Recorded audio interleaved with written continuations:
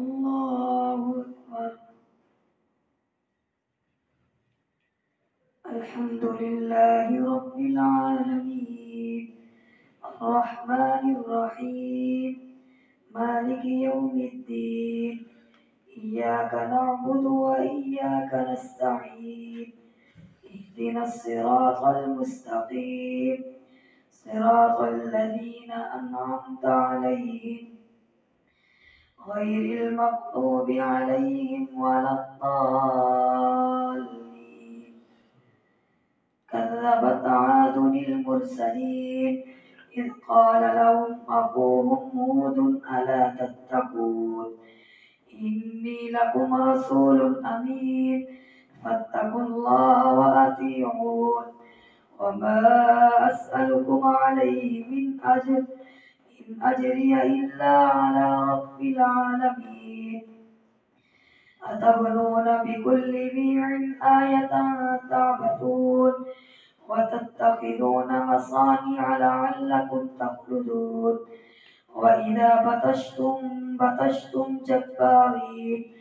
فاتقوا الله وأطيعون واتقوا الذي أمدكم بما تعلمون أمدكم بأنعام وبنين وجنات وعيون إني أخاف عليكم عذاب يوم عظيم. قالوا سواء علينا أوعظت أم لم تكن من الواعظين إن هذا إلا خلق الأولين وما نحن بمعذبين فكذبوه فأهلكناهم إن في ذلك لآية وما كان أكثرهم مؤمنين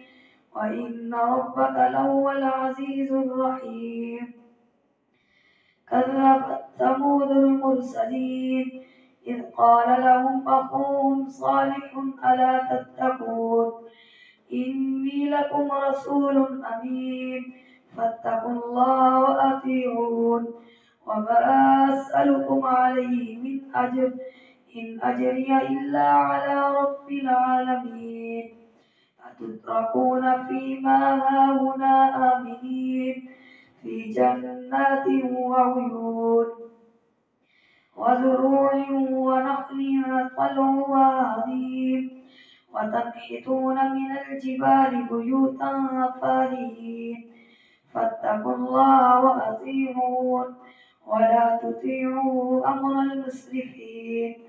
الذين يفسدون في الأرض ولا يصلحون. قالوا إنما أنت من المسحرين ما أنت إلا بشر مثلنا فأت بآية إن كنت من الصادقين. قال هذه ناقة لها شرب ولكم شرب يوم معلوم ولا تمسوها بسوء فيأخذكم عذاب يوم عظيم. فعقروها فأصبحوا نادمين فأخذهم العذاب إن في ذلك لآية وما كان أكثرهم مؤمنين وإن ربك لهو العزيز الرحيم. كذبت قوم لوط المرسلين إذ قال لهم أخوهم لوط ألا تتقون إني لكم رسول أمين فاتقوا الله وأطيعون وما أسألكم عليه من أجر إن أجري إلا على رب العالمين. أتأتون الذكران من العالمين وتذرون ما خلق لكم ربكم من أزواجكم بل أنتم قوم عادون. قالوا لئن لم تنته يا لوط لتكونن من المخرجين. قال إني لعملكم من القالين رب نجني وأهلي مما يعملون. فنجيناه وأهله أجمعين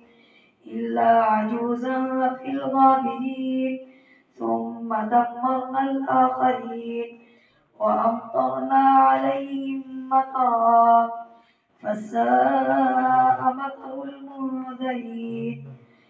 إن في ذلك لآية وما كان أكثرهم مؤمنين وإن ربك لهو العزيز الرحيم كذب أصحاب الأيكة المرسلين إذ قال لهم شعيب ألا تتقون إني لكم رسول أمين فاتقوا الله وأطيعون وما أسألكم عليه من أجر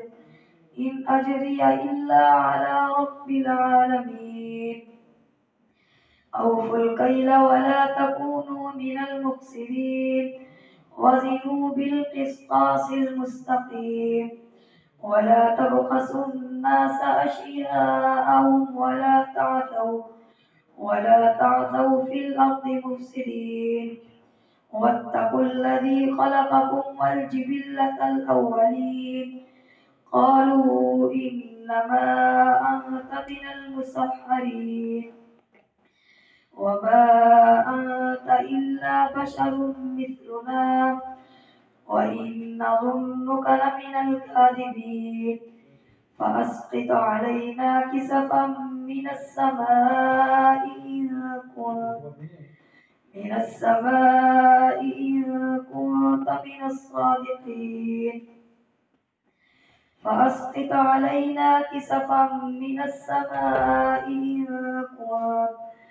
إن كنت من الصادقين قال ربي أعلم بما تعملون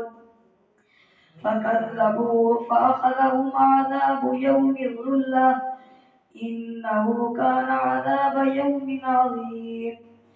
إن في ذلك لآية وما كان أكثرهم مؤمنين وإن ربك لهو العزيز الرحيم وإنه لتنزيل رب العالمين نزل به الروح الأمين على قلبك لتكون من المنذرين بلسان عربي مبين وإنه لفي زبر الأولين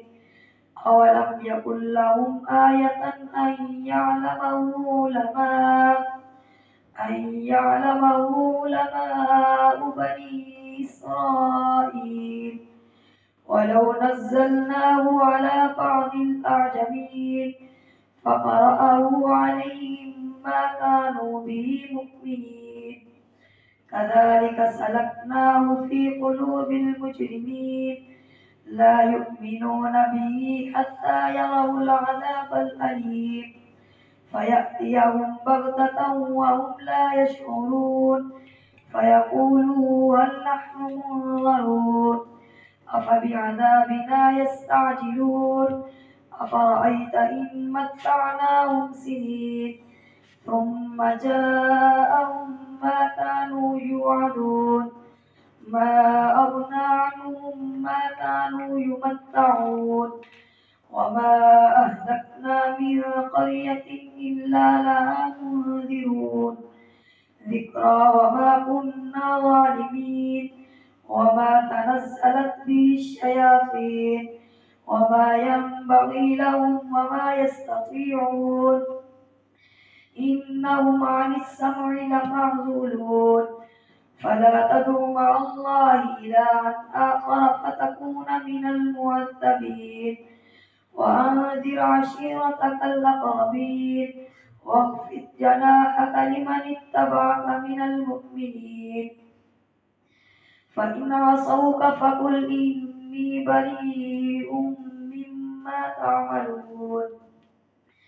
وتوكل على العزيز الرحيم الذي يراك حين تقوم وتقلبك في الساجدين إنه هو السميع العليم هل أنبئكم على من تنزل الشياطين تنزل على كل أفاك أثيم يلقون السمع وأكثرهم كاذبون والشعراء يتبعهم الغاوون ألم تر أنهم في كل واد يهيمون وأنهم يقولون ما لا يفعلون إلا الذين آمنوا وعملوا الصالحات وذكروا الله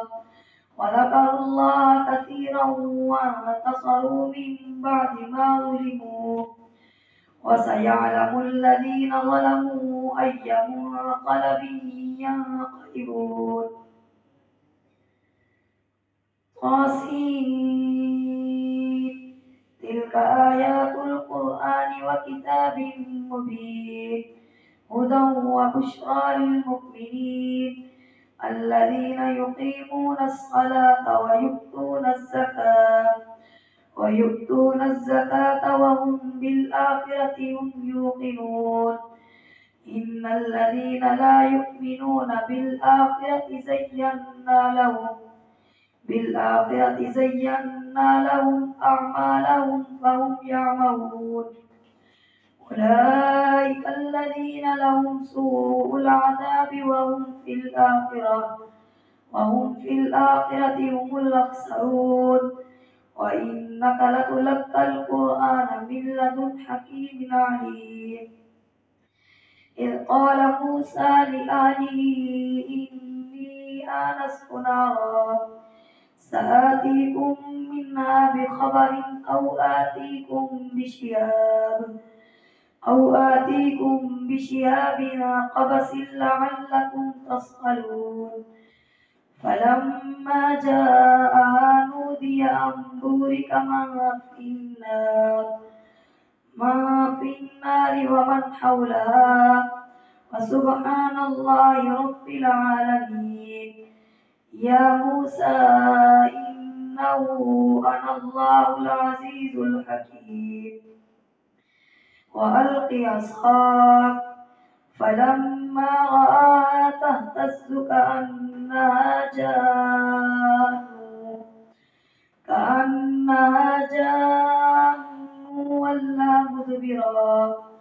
ولا مدبرا ولم يعقب يا موسى لا تخف إني لا يخاف لدي المرسلون إلا من ظلم ثم بدل حسنا بعد سوء في 9 آيات إلى فرعون وقومه إنهم كانوا قوما فاسقين إلا من ظلم ثم بدل حسنا بعد سوء في 9 آيات إلى فرعون إلا من ظلم ثم بدل حسنا بعد سوء في 9 آيات بعد سوء فإني غفور رحيم وأدخل يدك في جيبك تخرج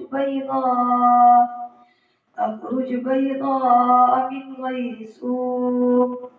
في 9 آيات إلى فرعون وقومه إنهم كانوا قوما فاسقين فلما جاءتهم آياتنا مبصرة قالوا هذا سحر مبين وجحدوا بها واستيقنتها أنفسهم ظلما وعلوا فانظر كيف كان عاقبة المفسدين الله أكبر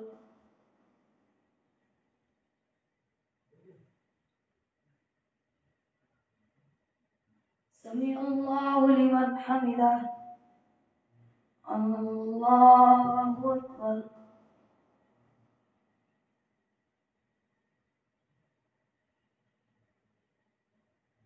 الله أكبر الله أكبر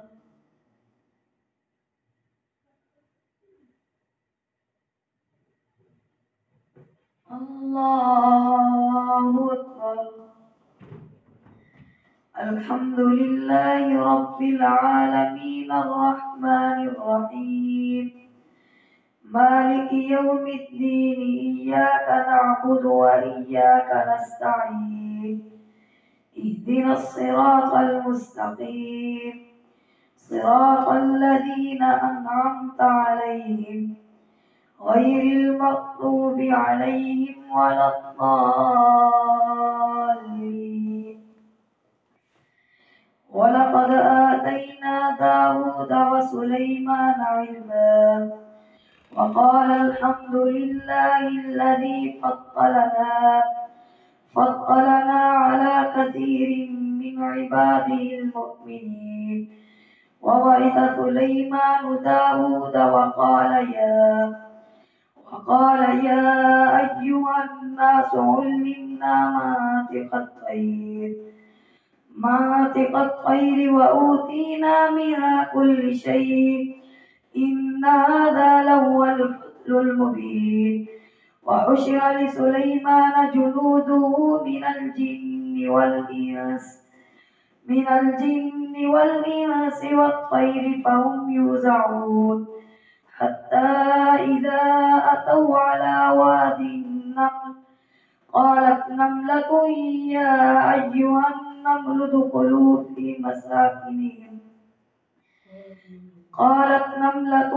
يا أيها النمل ادخلوا مساكنكم لا يحطمنكم سليمان وجنوده وهم لا يشعرون فتبسم ضاحكا من قولها وقال رب أوزعني أن أشكر نعمتك التي أنعمت علي وعلى والدي وأن أعمل صالحا ترضاه وأدخلني برحمتك في عبادك الصالحين وتفقد الطير فقال ما لي لا أرى الهدهد أم كان من الغائبين لأعذبنه عذابا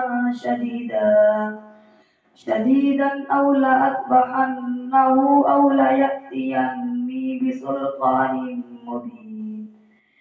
فمكث غير بعيد فقال أحطت بما لم تحط به وجئتك من سبأ بنبأ يقين إني وجدت امرأة تملكهم وأوتيت من كل شيء ولها عرش عظيم وجدتها وقومها يسجدون للشمس من دون الله وزين لهم الشيطان أعمالهم فصدهم عن السبيل فهم لا يهتدون ألا يسجدوا لله الذي يخرج الخبأ في السماوات والأرض ويعلم ما تخفون وما تعلنون لا إله إلا هو رب العرش العظيم الله أكبر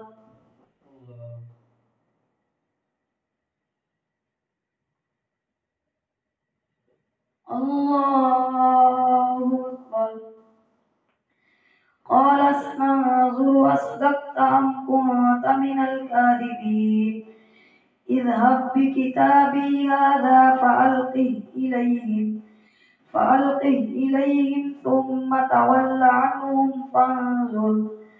ثم تول عنهم فانظر ماذا يرجعون قالت يا أيها الملأ إني ألقي إلي كتاب كريم إنه من سليمان وإنه بسم الله الرحمن الرحيم ألا تعلوا علي وأتوني مسلمين قالت يا أيها الملأ أفتوني في أمري ما كنت قاطعة أمرا حتى تشهدون قالوا نحن أولو قوة وأولو بأس شديد والأمر إليك فانظري ماذا تأمرين قالت إن الملوك إذا دخلوا قرية أفسدوها وجعلوا أعزة أهلها أذلة وكذلك يفعلون وإني مرسلة إليهم بهدية فناظرة بما يرجع المرسلون فلما جاء سليمان قال أتمدونني بمال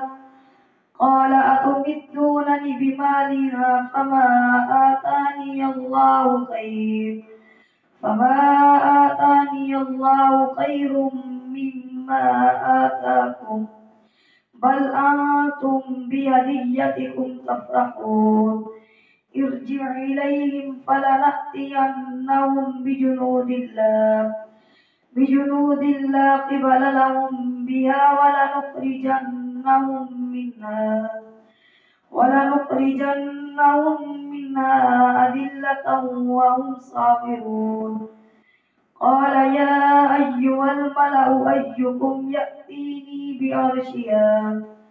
يأتيني بعرشها قبل أن يأتوني مسلمين قال عفريت من الجن أنا آتيك به قبل أن تقوم من مقامك وإني عليه لقوي أمين قال الذي عنده علم من الكتاب أنا آتيك به قبل أن يرتد إليك طرفك فلما رآه مستقرا عنده قال هذا من فضل ربي ليبلوني أأشكر أم أكفر ومن شكر فإنما يشكر لنفسه ومن كفر فإن ربي غني كريم قال نكروا لها عرشها ننظر أتهتدي أم تكون من الذين لا يهتدون فلما جاءت قيل أهكذا عرشك قالت كأنه هو وأوتينا العلم من قبلها وكنا مسلمين